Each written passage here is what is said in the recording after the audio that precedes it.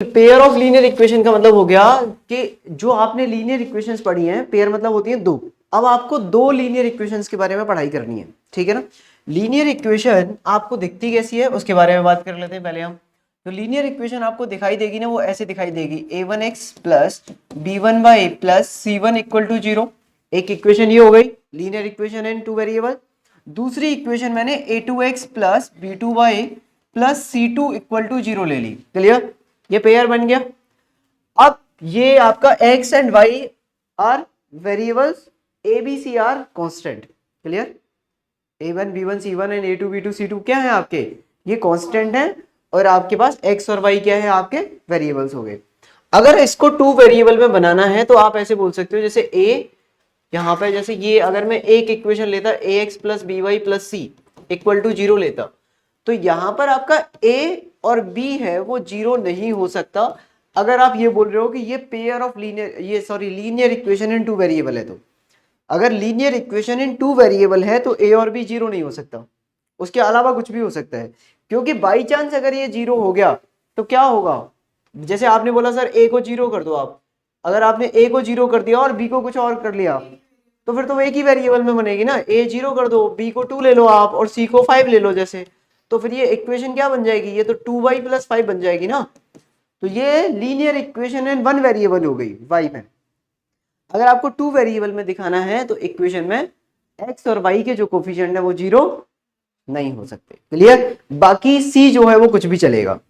तो यहां पे आपका ABC belongs to real number होता है, बट a और b आप 0 नहीं लीजिएगा इसके अंदर। बात आई समझ में आपको। अब ये जो लाइन, ये जो लीनियर इक्वेशन लिखी हुई है, ये क्या रिप्रेजेंट करती है आपका, ये एक लाइन को रिप्रेजेंट करती है। ये क्या रिप्रेजेंट करती है, represent a straight line, represent a straight line, straight. Clear, बात आई समझ में। अगर आप कोई भी एक लाइन ड्रॉ करोगे वो एक लीनियर इक्वेशन को रिप्रेजेंट करती है आपकी। ये एक लाइन है कोई भी, मान लेते हैं ये एक्स एक्सिस हो गया, ये वाई एक्सिस हो गया, इस तरीके से ये एक्स एक्सिस हो गया, ये वाई एक्सिस हो गया। ये कोई भी लाइन है आपकी A x plus B y plus C equal to 0। बात आई भाई समझ में। क्लियर, तो अब आपको यहाँ पे जो पढ़ना है वो दो लाइंस के बारे में पढ़ना है। दो लाइन है ना हमारे पास, दो लाइंस के बारे में पढ़ना है। अगर मैं आपसे बोलूं कि दो लाइन को आप कैसे कैसे बना सकते हो, कितने तरीके से आप दो लाइन को ड्रॉ कर सकते हो, तो आपके आंसर्स क्या क्या होंगे।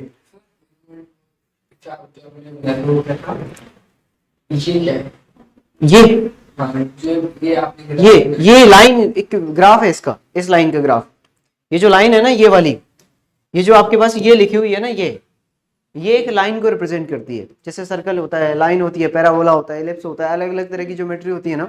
अगर ये लिखा हुआ है तो मतलब ये एक लाइन है, कोई भी एक सीधी line, may be parallel to x axis, parallel to y axis, inclined, तिरछी मिर्ची, जैसी लाइन बना सकते हो आप, वैसी लाइन है ये। क्लियर, तो अब आपको जो पढ़ना है वो लाइंस के बारे में पढ़ना है।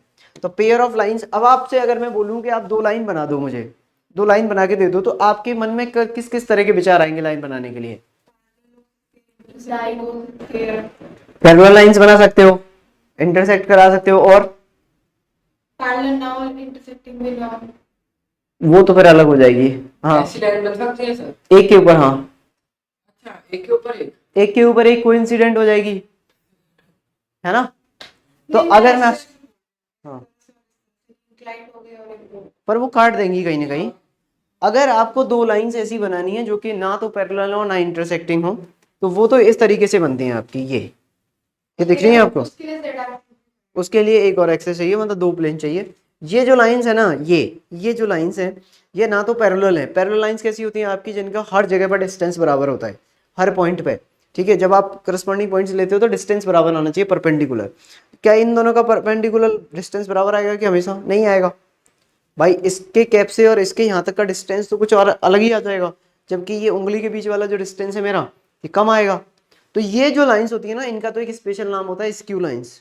कैसा नाम होता है इनका, skew, SKEW, skew lines. Clear, बाकी अगर आप लाइन बनाते हैं ऐसे ही हवा में, जैसे ही आप लाइन बनाते तो आप बोलते कि सर मैं एक तो ऐसे लाइन बना सकता हूँ, जैसे ये आपके पास पहले एक्स एक्सिस वाई एक्सिस हो गया कहीं पे, ये आपका एक्स एक्सिस हो गया, ये आपका वाई एक्सिस हो गया। क्लियर, और आपको लाइन बनानी होती तो आप बोलते सर देखो एक लाइन तो आप ऐसे बना सकते हो, ऐसे बना दो, ऐसे बना दो।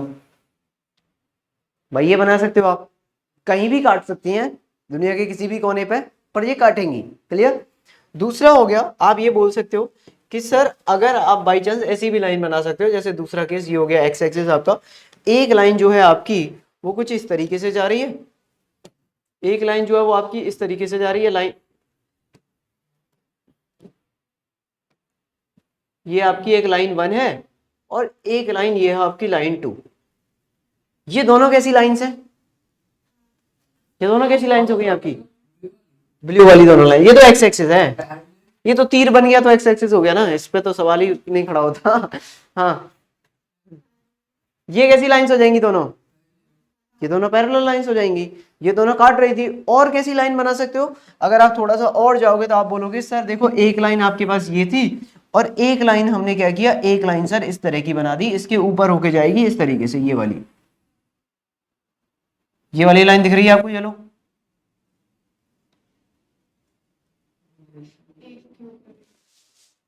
एक ये लाइन बन सकती है आपकी, जो कि एक लाइन के ऊपर होके दूसरी वाली लाइन जा रही है। प्रणीत समझ आ रहा है क्या? हाँ सर। ठीक है ना। तो क्या ये 3 तरह की लाइन बना सकते हो, इसके अलावा कोई और लाइन बना सकते हो आप इसी बोर्ड पे? वो बताया, उसके लिए 2 चाहिए फिर आपको, है ना, एक जैसे इस पे लाइन बना दूं और एक कहीं और बना दूं। इन तीनों के अलावा कोई और लाइन बना सकते हो? नहीं बना सकते ना, ये 3 ही लाइन बनेंगी बस आपकी। तो आपका ये जो पूरा चैप्टर है वो इन 3 ही लाइनों के अबाउट है। समझ में आई बात आपको? इस पूरे चैप्टर की जो कहानी है वो ये 3 ही लाइन के अबाउट है, कि या तो लाइंस जो होंगी वो कैसी होंगी, इंटरसेक्टिंग होंगी, या तो इंटरसेक्टिंग होंगी ये इंटरसेक्टिंग लाइंस, या फिर आपकी कैसी होंगी ये पैरेलल लाइंस होंगी, पैरेलल लाइंस, और या फिर ये आपकी कोइंसिडेंट लाइंस हो जाएंगी। भाई कैसी लाइन, कोइंसिडेंट लाइंस हो जाएंगी। आई बात समझ में, यस और नो? बात आ गई समझ में? क्लियर। अब हमने बोला कि सर अगर 2 लाइंस आपस में ये काट रही हैं तो नंबर ऑफ सॉल्यूशन क्या होते हैं आपके, कि कितनी जगह पे इंटरसेक्शन आ रहा है। अगर मैं आपसे पूछ लूं कि number of solutions of 2 lines कितना आएगा, तो नंबर ऑफ सॉल्यूशन का मतलब होता है आपका, सॉल्यूशन क्या होता है आपका, सॉल्यूशन हो जाएगा आपका कि lines number of points, the number of points where pair of line intersect, pair of lines intersect, जितने जगह पे दोनों लाइन इंटरसेक्ट करेंगी वही आपके नंबर ऑफ सॉल्यूशंस कहलाएंगे। भाई क्लियर।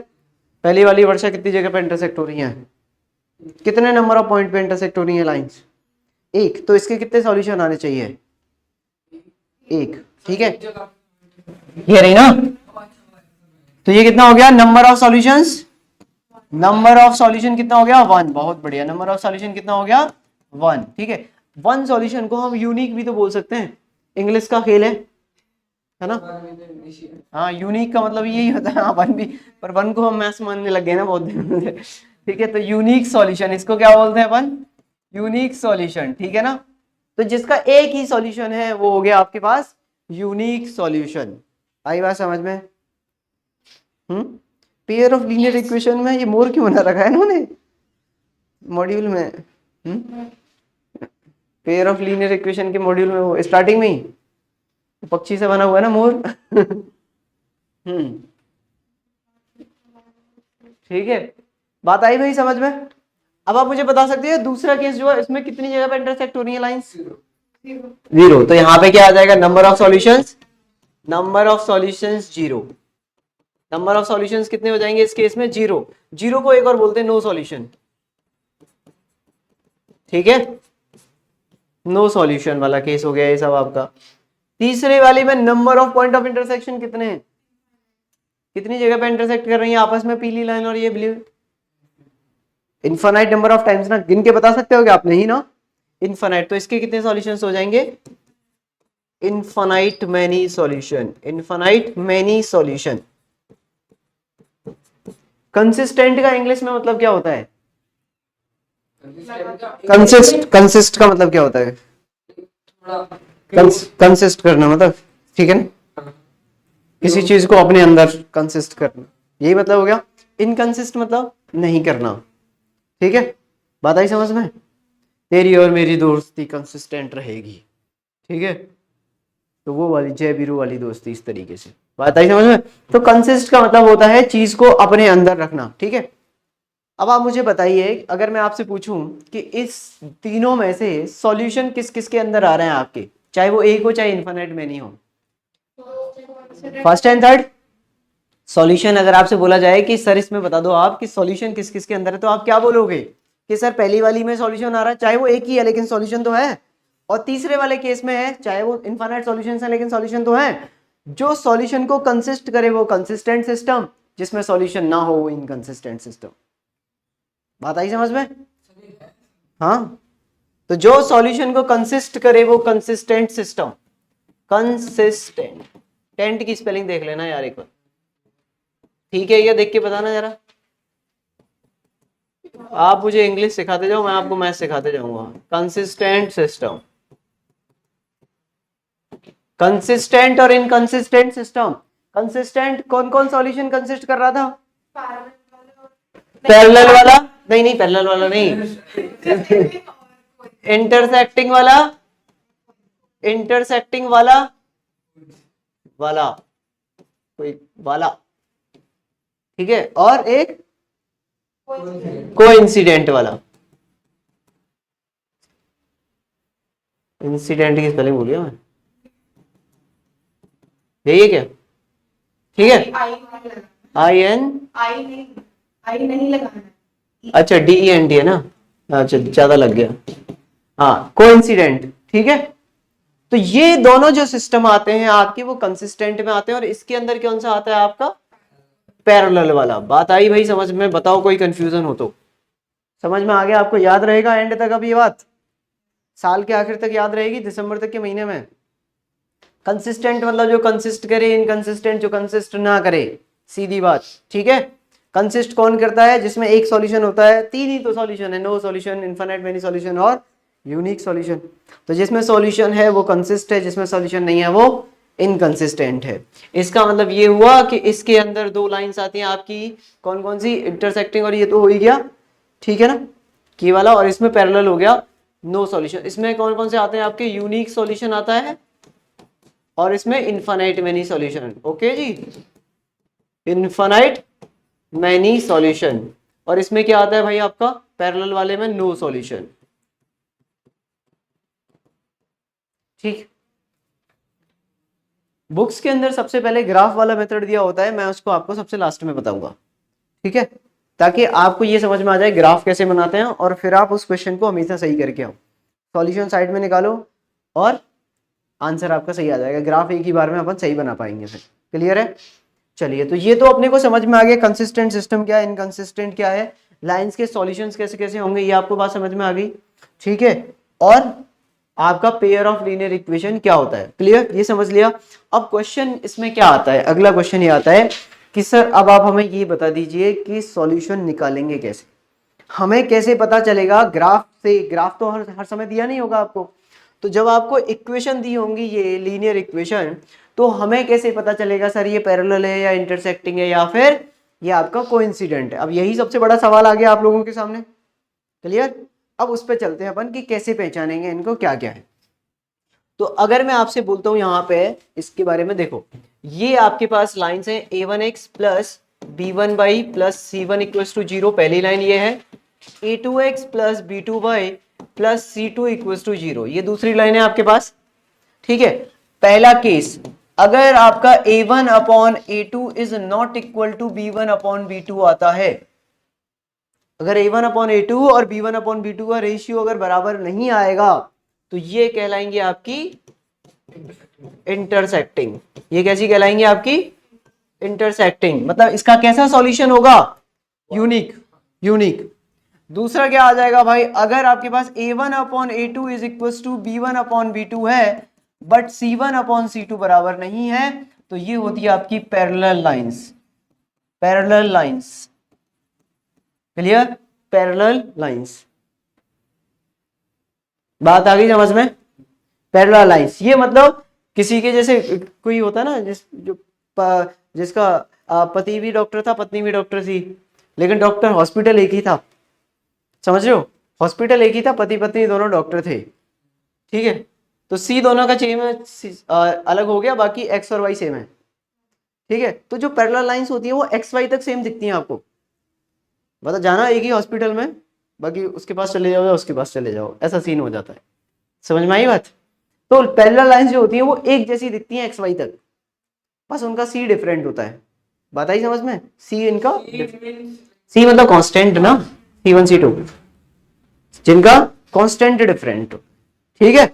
जैसे मैं आपको एक एग्जांपल देता हूं जिसका एक्स और वाई सेम होंगे, देखो जैसे मैंने बोला 2x प्लस 3y प्लस का 9 इक्वल टू 0, और इधर लिखा 2x प्लस 3y प्लस का 11 इक्वल टू 0, एक्स वाई तक सेम है, एक्स वाई तक सेम है, या फिर आप बना दो एक्स वाई तक सेम, सेम है ना, तो कैसी लाइंस हो गई ये, पैरेलल लाइंस हो गई। तो आप देख के बता सकते हो सर इसका तो नो सॉल्यूशन आएगा, सॉल्व कर लेना वैसे, आई बात समझ में।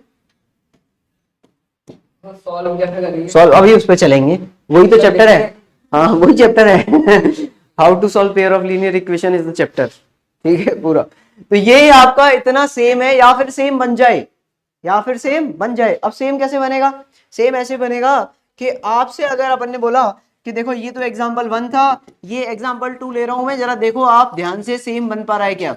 यहाँ पे मैंने लिखा 5 प्लस का 15 इक्वल टू 0, और दूसरा मैंने लिखा 4x प्लस 10 प्लस का 19 इक्वल टू 0।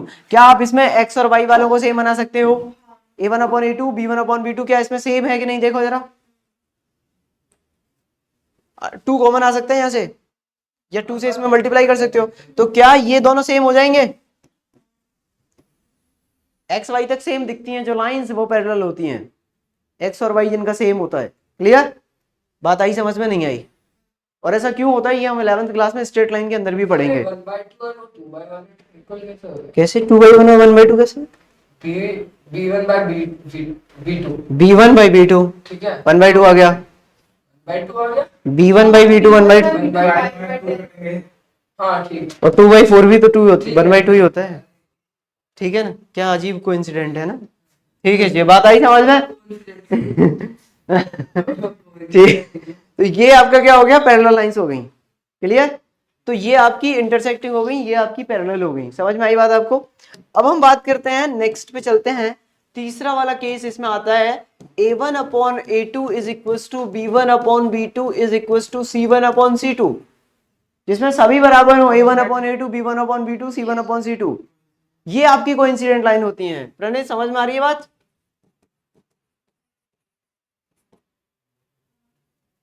Yes, sir. ठीक है, आई बात समझ में। ये आप याद रखिएगा, इसके इसमें अच्छे क्वेश्चन जो है ना वो इसके बन जाते हैं काफी कॉन्सेप्ट पे, मैं वो आपको बाद में बताऊंगा कि किस तरीके से इस पे हम अच्छे क्वेश्चन बनाएंगे, जिसमें अननोन की वैल्यू फाइंड करनी होती है, कभी के की या किसी की। अपस्ट्रीम डाउनस्ट्रीम के क्वेश्चन बेसिक है। हाँ इसमें है कुछ क्वेश्चन, एक्चुअली अप स्ट्रीम और डाउन स्ट्रीम से तो वो सिचुएशन बन जाती है, वो क्वाड्रेटिक इक्वेशन में भी आ जाता है और इसमें भी आ जाता है। अगर लीनियर इक्वेशन बन रही है तो इसमें आ जाएगा, नहीं तो उसमें क्वाड्रेटिक में चला जाएगा, इस तरह का रहता है।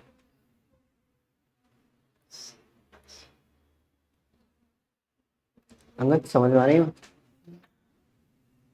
हाँ जी क्लियर है, ओके ये है। तो आप अब मुझे बताओगे, अगर आपसे जैसे क्वेश्चन पूछा जाए और ऑब्जेक्टिव क्वेश्चन हो, ठीक है, जैसे मान लो ऑब्जेक्टिव में आ गया आपका क्वेश्चन कि उसने बोला find number of solutions, find number of solutions for, पहला है इसमें इक्वेशन दे रखी है आपको 2x plus 3y plus 7 equal to 0, and अगली इक्वेशन दे रखी है 5x plus 6y plus 3 equal to 0। Number of solutions कितने आएंगे, फटाफट फटाफट बताते जाइए अब।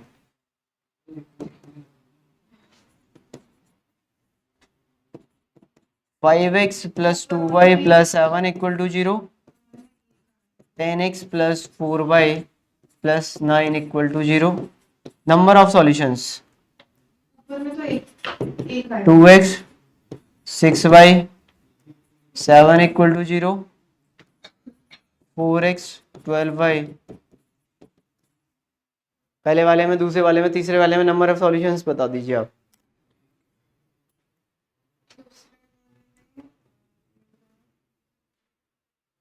आपके सामने स्क्रीन पे लिखे हुए हैं सारे इंटरसेक्टिंग, पैरेलल और कोइंसिडेंट, और आपको पता है कि किसमें कितने सॉल्यूशंस होते हैं। No solution. Infinite.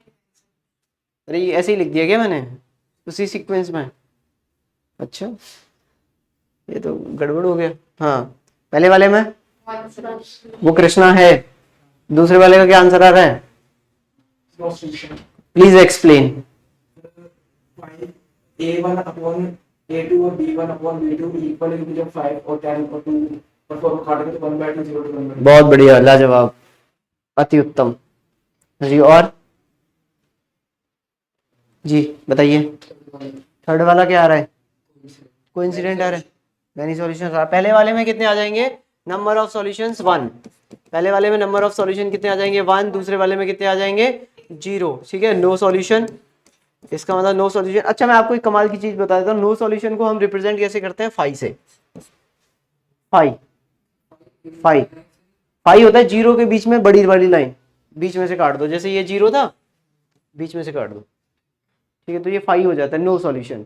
0 वैसे ही अपने आप में 0 था, उसको भी काट दिया आपने, नो सॉल्यूशन है ना, ये 5 होता है। 5 को बोलते हैं नो सॉल्यूशन। तो अगर कहीं लिखा हो तो समझ जाना कि ये नो सॉल्यूशन है, 5 है ना। आगे, अब इसमें इसका कितना, ये एग्जैक्टली सेम ही तो लाइन है, अगर आप ध्यान से देखो तो ये दोनों सेम है। ऊपर वाली में 2 से मल्टीप्लाई कर दिया है। कोइंसिडेंट जो होती है ना, वो एग्जैक्टली सेम ही लाइन होती है। कोइंसिडेंट सेम ही, तभी तो इसके ऊपर होके जाएगी। समझ रहे हो बात, नहीं समझ रहे हो? तो कोइंसिडेंट लाइन की इक्वेशन सेम होती है, बस दिखती अलग है हमें।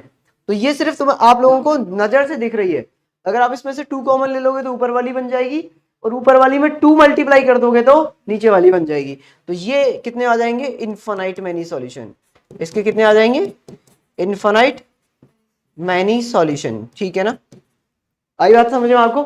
अब इसके एक अलग तरीके के क्वेश्चन हम बाद में करेंगे, पहले मैं आपको ये सिखाऊंगा कि हम लीनियर इक्वेशन को सॉल्व कैसे करते हैं। अभी सिर्फ आपने ये बताया कि इसके सॉल्यूशन कितने आएंगे, लेकिन आपने ये नहीं बताया कि कौन कौन से आएंगे। ठीक है ना, तो अब हमारे सामने ये सवाल आके खड़ा हो गया, ये वाला क्वेश्चन कि sir how to solve pair of linear equation. यही एक इसमें बड़ा क्वेश्चन है। अब ठीक है, बात आई समझ में? अब आपको सॉल्व करना है पेयर ऑफ लीनियर इक्वेशन। ठीक है, algebraic methods of solving a pair of linear equation. आपके पास ये तरीके होते हैं एक पेयर ऑफ लीनियर इक्वेशन को सॉल्व करने के। कौन कौन से मेथड्स होते हैं आपके पास? सब्स्टिट्यूशन मेथड होता है पहला, अभी बताऊंगा कैसे करेंगे। एलिमिनेशन होता है, क्रॉस मल्टीप्लिकेशन होता है, ग्राफ होता है। ये जो क्रॉस मल्टीप्लिकेशन है, not in CBSE, not in CBSE, ये वाला तीसरे नंबर पे क्रॉस मल्टीप्लिकेशन वाला जो है वो आपका सीबीएसई में नहीं है। क्लियर? हम ये नहीं कर सकते। नहीं, ये वाला हम ना लास्ट में पढ़ेंगे इसको, ठीक है, क्योंकि इसकी जरूरत आपको आगे चल के पड़ेगी। देखो ये जो चीजें आप पढ़ रहे हो ना चारों, मैं आपको बताता हूँ इनका फायदा आगे कैसे होने वाला है आपको 11th क्लास या 12th क्लास में। ये चारों आप पढ़ लोगे, नहीं चारों आप पढ़ लोगे, अब आप इसमें से ना किसी एक में एक्सपर्ट हो जाओगे। इन चारों में से कोई ना कोई एक ऐसा होगा जिसमें आप बहुत ज्यादा कंफर्टेबल रहोगे कि सर ये मेथड तो मुझे बहुत अच्छे से आता है। 11th क्लास में जैसे ही आपकी एंट्री होगी वहां पे तो फिजिक्स और मैथ्स में लीनियर इक्वेशन हर एक क्वेश्चन में नीचे जाके बन जाएगी। भाई इक्वेशन तो आपको हमेशा ही सॉल्व करनी पड़ेगी ना मैथ्स में जाके, चाहे आप चैप्टर कोई भी पढ़ो, लास्ट में जाते ही नीचे 2 इक्वेशन बन जाएंगी, दोनों को सॉल्व करके एक्स और वाई निकालने पड़ेंगे आपको। समझ रहे हो बात को? तो ये आप यहाँ 10th में सीखोगे, 11th और 12th में अप्लाई करोगे जेई के अंदर इनको। बात आई समझ में? फिजिक्स और मैथ्स में, ठीक है। और अगर आप मैथ्स को फिजिक्स में अप्लाई करना सीख गए ना तो फिजिक्स आप हवा बना दोगे, मैं सच बता रहा हूँ आपको, मतलब ऐसे घुमा दोगे गोल गोल उसको पूरा ऊपर ही ऊपर। पता ही, जो बाकी के जो बच्चे पढ़ रहे होंगे ना वो तो कंफ्यूज हो जाएंगे, भाई ये कर क्या रहा है, कैसे आंसर निकल रहा है, अगर आप मैथ्स को अप्लाई करना सीख गए फिजिक्स में तो। क्योंकि फिजिक्स में जब आप मैथ्स को करते हो ना, वो फिजिक्स के स्टाइल में कर रहे होते हो, वो एक लंबा चौड़ा में इंटीग्रेशन, लंबे चौड़े डिफरेंशिएशन, ठीक। और मैं आपको वो BSNS वाले ऐसे तरीके सिखाऊंगा कि आप एकदम तगड़ा कर दोगे। फिजिक्स में देखो इंटीग्रेशन, डिफरेंशिएशन और ट्रिग्नोमेट्री, ये 3 ही 80-85% घेरे हुए हैं, बाकी जो थोड़ा बहुत बचता है वो स्ट्रेट लाइन और पैराबोला आ जाता है, ठीक है। काइनेमेटिक्स भाई पैराबोलिक कर, ठीक है ना, एलिप्स यही सब चल रहा है, तो आपको मजा आ जाएगा वहां पे। इसीलिए मैं अपना सिलेबस जल्दी खत्म करूंगा ताकि आप वहां पे फायदा उठाओ। और ये सब चीजें आपको पढ़ाऊंगा। तो ये क्रॉस मल्टीप्लीकेशन में बाद में पढ़ाऊंगा, पहले आपका बोर्ड वाला पढ़ा देता हूँ, फिर क्रॉस मल्टीप्लीकेशन पे आऊंगा। क्लियर? अब हम बात करते हैं सब्स्टिट्यूशन और एलिमिनेशन की। ठीक है, पहले ये दो, फिर ग्राफिकल, और फिर लास्ट में क्रॉस मल्टीप्लीकेशन, जो कि सीबीएसई में नहीं है। अच्छा, आप मुझे ये बता सकते हो सब्स्टिट्यूशन का बेसिक मतलब क्या होता है? किसी जगह पर किसी को रखना, सब्स्टिट्यूट करना। और एलिमिनेशन का बेसिक मतलब क्या होता है? एलिमिनेशन, वो उसमें पबजी में चलता था ना, एलिमिनेट करना है, तो वो वाला। ठीक है, बात आई समझ में? तो एलिमिनेट तो होता है कि आपको खत्म करना है उसको, और सब्स्टिट्यूशन का मतलब होता है आपको उठा के रखना है उसकी जगह पे, सब्स्टिट्यूट करना है। ठीक है, तो ये होता है आपका सब्स्टिट्यूशन। तो अब जैसे जैसे मैं मैथ्स का सब्स्टिट्यूट आया हूं अब यहाँ पे, अब एलिमिनेशन में बाद में करूंगा लोगों का। ठीक है, वर्षा कैसे परेशान हो? ठीक है जी। तो सब्स्टिट्यूशन का बेसिक मतलब आपको समझ में आ गया कि इसमें आपको क्या करना है, आपको वैल्यू उठा के रखनी है। क्लियर? चलिए अब देखो क्वेश्चन कैसे सॉल्व होते हैं, उस पर आ जाते हैं। पहला क्वेश्चन है मेरे पास ये। ठीक है, मैं आपको पहले समझा रहा हूं, समझना आप ध्यान से कैसे करेंगे क्वेश्चन। ठीक है, आपको इसको सॉल्व करना था, क्वेश्चन को देख के ही हमें आइडिया लग गया कि इसका एक यूनिक सॉल्यूशन आएगा। ये बात आपको समझ में आ गई तुरंत दिमाग में? a1/a2 is not equal to b1/b2 है, मतलब इसके कितने सॉल्यूशन आएंगे? एक सॉल्यूशन आएगा। इतना क्लियर हो गया क्वेश्चन देखते ही? ये बात आप सीधे क्वेश्चन देखते ही आपको आइडिया लग जाएगा कि इसके अंदर नंबर ऑफ सॉल्यूशन कितने आएंगे सर। क्लियर है? तो इसके अंदर ये तो कंफर्म हो गया कि यूनिक सॉल्यूशन आने वाला है। ये हमारे लिए है, ये हमारे लिए है, ताकि आपको पता रहे कि आपने जो सॉल्व किया है वो सही किया है कि नहीं। ओके, अब हम इसको सॉल्व करने चले सब्स्टिट्यूशन के हिसाब से। तो ये मेरे पास था 21x plus 47y is equal to 110, और यहाँ पर सेकंड इक्वेशन है 47x plus 21y is equal to 162। इसमें थोड़ा सा आपको ना पेशेंस रखना पड़ेगा, क्योंकि कई बार क्वेश्चन के अंदर कैलकुलेशन थोड़ी ज्यादा होती है, आपको मल्टीप्लाई करना पड़ सकता है। ओके, आपको दो इक्वेशन दिखाई दे रही है, 1 और 2। क्लियर? आप ध्यान से सुनना मैं क्या बोल रहा हूं। आप किसी भी एक इक्वेशन से x और y को उठा के दूसरी इक्वेशन में रख दो, किसी भी एक इक्वेशन से x और y को फाइंड करके दूसरी इक्वेशन में सब्स्टिट्यूट कर दो। समझ में आया क्या बोला? आपके पास दो इक्वेशन है, उन दोनों में से किसी एक को पकड़ लो जो आपको आसान लग रही है, उसमें से किसी एक की वैल्यू निकाल लो, x की या y की, और उसे दूसरी इक्वेशन में पुट कर दो। क्लियर? ठीक है, हाँ बस यही कहानी है बस। ठीक है, तो अब आप बताओ इसमें से कौन सी वाली इक्वेशन को उठाऊं मैं? अब मुझे लगता है मुझे मेरे हिसाब से चलना पड़ेगा, क्योंकि दोनों ही ऑप्शन आ गए हैं। ठीक है, तो मेरा पेन जिस पे टक जाएगा वही वाली उठाऊंगा मैं। अच्छा, इस पे पहली वाली पे, चलो फिर पहली वाली उठा लेता हूँ मैं। 21, तो मैंने फर्स्ट वाली इक्वेशन ली, देखो 21x plus 47y equals to 110। अब इसमें से x की वैल्यू निकालूं या y की? x की वैल्यू निकाल ले। तो ये 21x is equals to 110 minus का 47y लिख पाओगे कि नहीं? इसमें तो कोई दिक्कत नहीं है। अच्छा, यहां से आपका x की वैल्यू कितनी आ जाएगी? 110 माइनस का 47y डिवाइडेड बाई 21। अब इसको उठा के इसमें पुट कर दो सेकंड में, फर्स्ट में मत कर देना, फर्स्ट से निकाल के फर्स्ट में ही पुट कर दो। नहीं नहीं भाई, ऐसे नहीं चलेगा, है ना? तो यहां से इसको सेकंड वाली इक्वेशन में पुट कर दो। तो जब आप इसको सेकंड वाली इक्वेशन में पुट करोगे, तो जैसे ही आपने सेकंड वाली में रखा, तो ये क्या हो जाएगा? 47 x की जगह पे कितना आ जाएगा? 110 माइनस का 47y अपॉन 21 प्लस का 21y इज इक्वल टू 162। अब मुझे ऐसा क्यों लग रहा है कि आप चाहते हो कि आप इसे कैलकुलेट करें? करो कैलकुलेट। हाँ, और बताओ y की वैल्यू क्या आ रही है?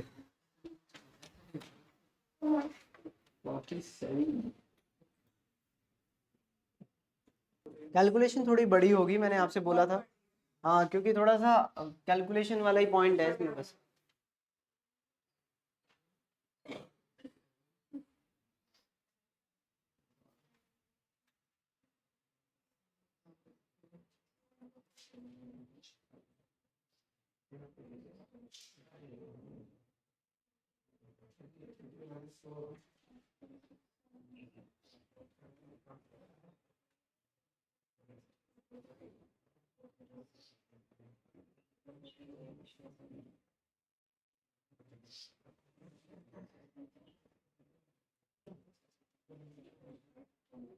प्रणीत तुम्हारा आंसर आया क्या? बहुत ही गंदा आंसर आ रहा है, मैंने आंसर बताऊं क्या मैं आपको इसका? एक सेकंड रुको, मैं टैब लेके आता हूँ तब बताता हूँ।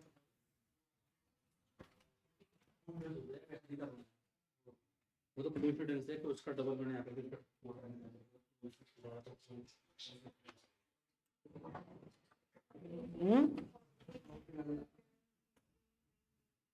नहीं, इतना गंदा आंसर तो नहीं था इसका। बहुत लंबी calculation.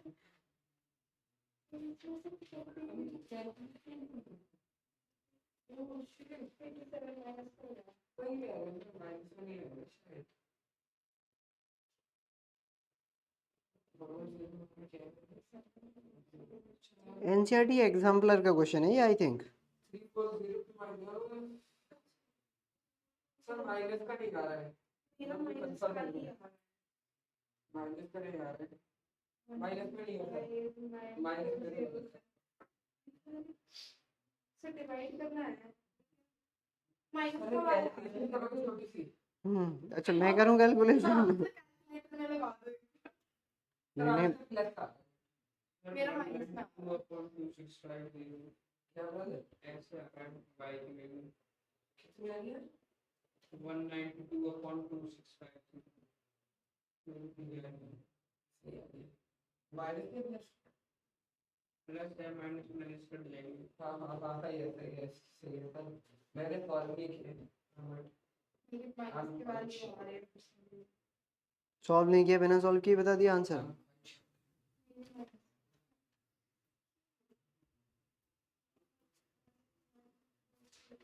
सही है।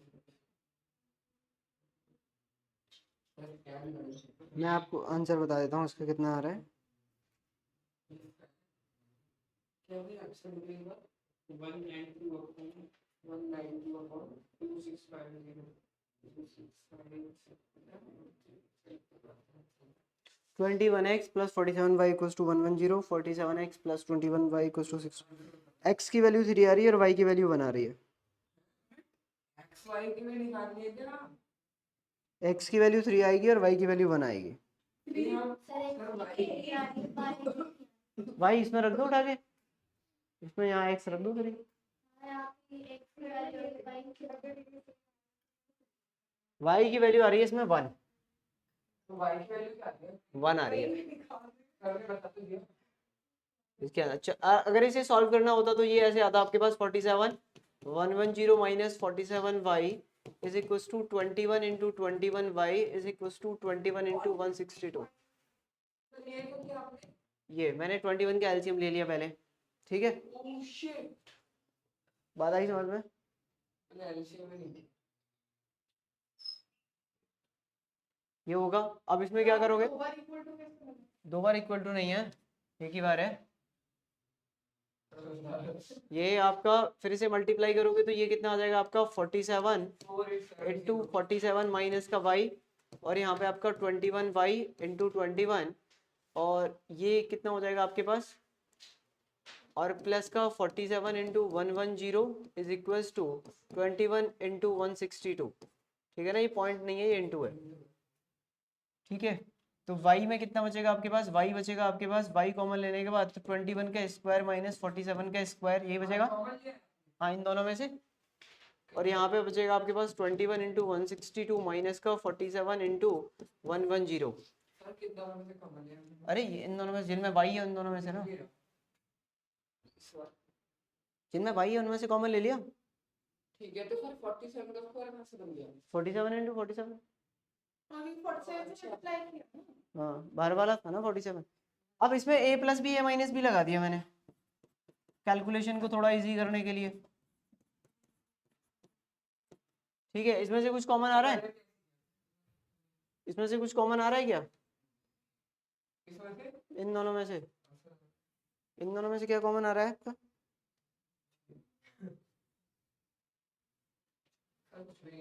ठीक है, चलो इसको अभी ऐसे ही रख देते हैं। 21 इंटू 162 माइनस 47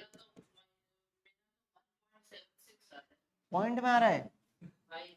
अभी देख लेते हैं 9 और 6 8 68 और इधर कितना बचेगा माइनस का 6 26 माइनस का इज इक्वल्स टू यहाँ पे 21 इंटू 6 21 इंटू 162।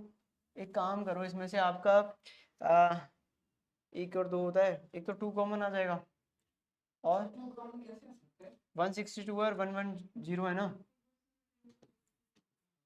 तो यहाँ 21 इंटू यहाँ पे कितना बचेगा 81 माइनस का यहाँ पे बचेगा 47 इंटू 5 10 10 और 11 55। इससे ये तेरे बार कट जाएगा, ठीक है। तो y की जो वैल्यू आएगी वो आएगी आपके पास 21 इंटू 81 माइनस का 47 into 55 is divided by 68 into 13 minus का आगे अब कैलकुलेट कर लो इसको। सर माइनस में आ रहा है answer. Answer x equals to 3 और y इक्वल्स टू 1 आ रहा है भाई। तो सर आपने आगे तो माइनस लगा रखे थे ना। Y की वैल्यू तो 1.76 आ रही है। सर आपने तो आगे माइनस लगा रखा है। आपने वहाँ पे आगे माइनस लगा रखा है। ये माइनस, हाँ ऊपर वाला भी तो माइनस ही आएगा, वो बड़ा नंबर होगा I think. Minus minus plus हो जाएगा, कैलकुलेट करना है जरा।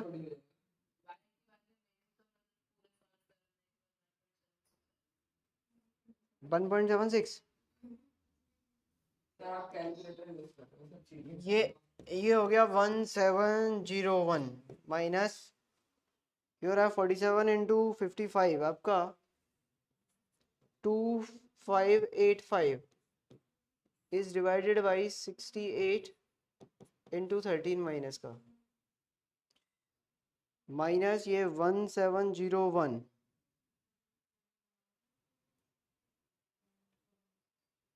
884 बचेगा ये डिवाइडेड बाई 884 को जब आप डिवाइड करोगे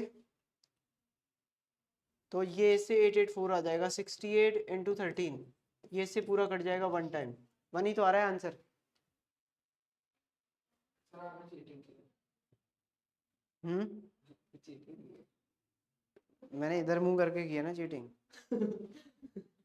इतनी चलेगी हाँ। तो मान लीजिए वन आ रहा है, कैलकुलेशन गड़बड़ हुई है आप लोगों से, देखो कहीं क्या क्या गड़बड़ हुई है, देखो वन ही तो आ रहा है कट के।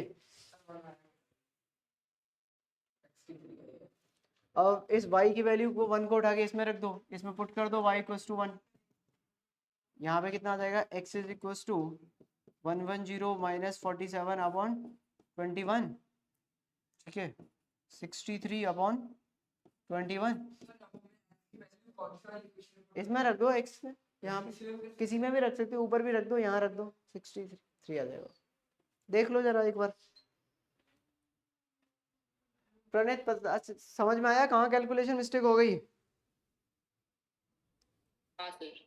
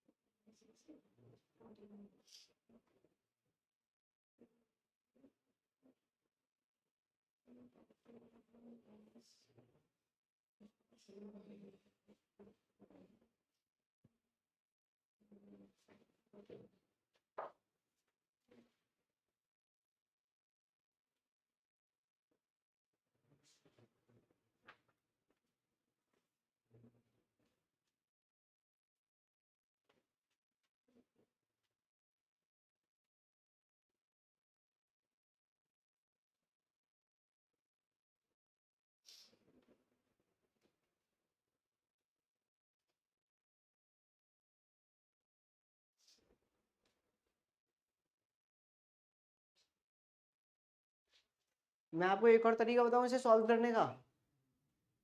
एक तो एलिमिनेशन है, एलिमिनेशन से भी हो जाएगा। तो वो भी 84 है। हाँ 88 ये कौन सा तरीका? सब्स्टिट्यूशन, सब्स्टिट्यूट किया ना आपने x की वैल्यू को, ये सब्स्टिट्यूशन चल रहा है अभी आपका।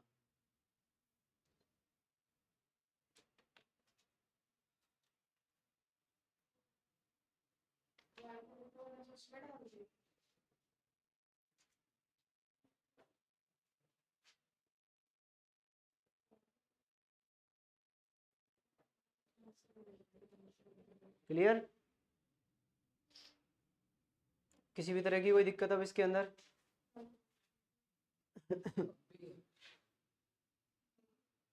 आगे और भी आएंगे बस।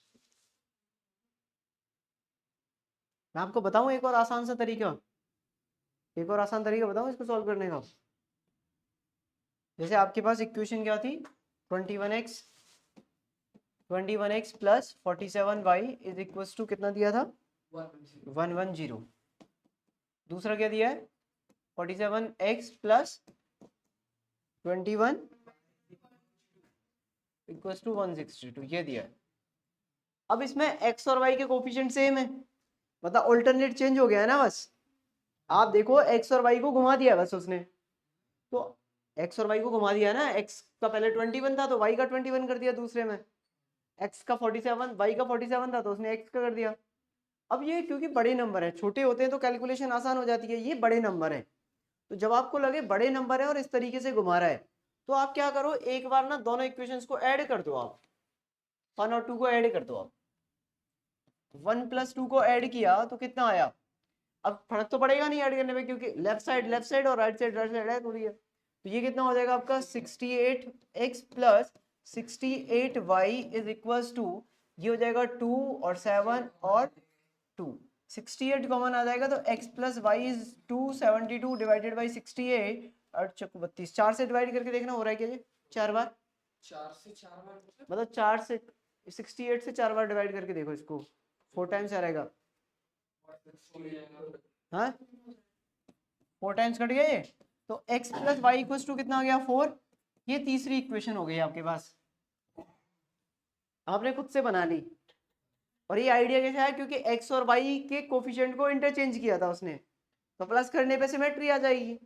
अब आप क्या करो, अब आप माइनस कर दो किसी एक में से दूसरे को, पहली और दूसरी में से, तो आपने बोला सर दूसरी वाली में से पहली वाली को माइनस भी कर दो। अब आप तो 27 माइनस 21 कितना हो जाएगा आपका, ये हो जाएगा 26x माइनस का 26y इज इक्वल टू 162 में कितना हो जाएगा 2 5, और x माइनस वाई कितना आ जाएगा 2।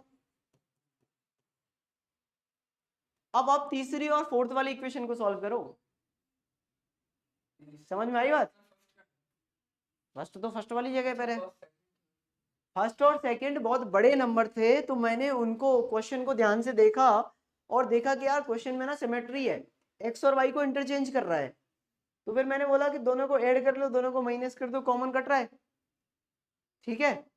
अब क्या हुआ, तीसरी और चौथी इक्वेशन तो आसान है ना, अब तीसरी और फोर्थ वाली बहुत आसान है भाई। अब इसमें इन्हें तो कैसे सॉल्व करना है, अब आपने बोला सर इनको सॉल्व करना है, एक x plus Y equal to ये है और एक ये है तीसरी वाली, तो यहाँ से y की वैल्यू कितनी आएगी, y इक्वल टू यहाँ से आ जाएगा x माइनस 2, यस और नो।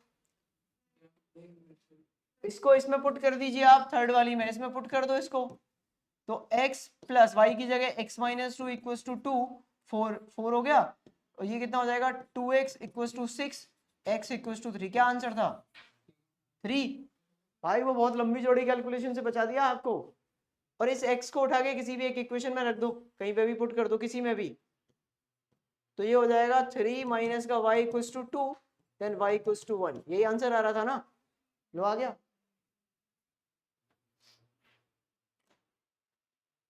आ गया आंसर बस।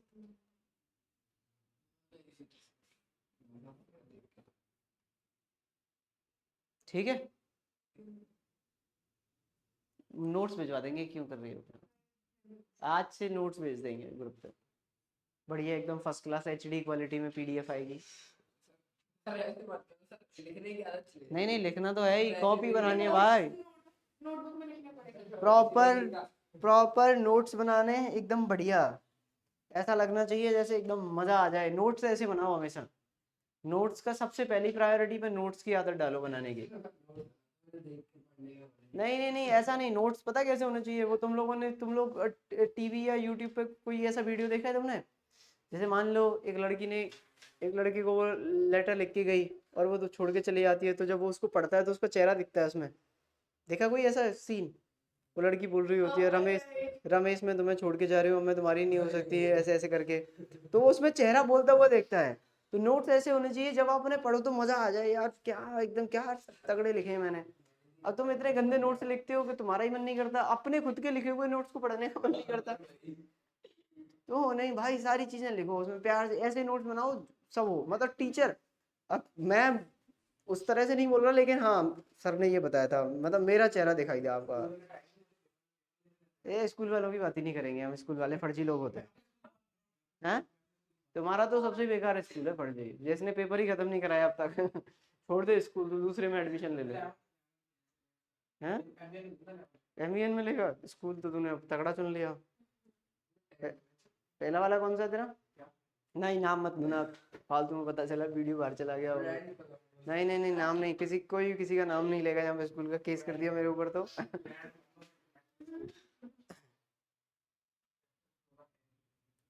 ये वीडियो गुड़गांव में जाके बनाई जा रही है, इसका फरीदाबाद से कोई लेना देना नहीं है। ठीक है। कल को कुछ हो तो है। चलो अगला क्वेश्चन, ये तो छोटा है, ये तो सॉल्व कर लोगे अब आप। किसी भी एक इक्वेशन से x या y की वैल्यू उठा के दूसरी इक्वेशन में पुट करके बताना है आपको क्या आंसर आएगा। और आपका समय शुरू होता है अब। घड़ी किधर है? घड़ी किधर है? घड़ी है मेरे पास, सुविधा है ये रही। कितना समय दूं आप लोगों को इसे सॉल्व करने के लिए? 4 मिनट तो ज्यादा हो जाएंगे मेरे ख्याल से, 2 मिनट काफी हैं। 2 मिनट काफी है ना? जब आपने चूज करना तो थोड़ा टाइम दे दो। 2 मिनट, अब तो घड़ी चल गई, अब कुछ नहीं कर सकते। 2 मिनट का समय आपके पास, फटाफट से सॉल्व करिए।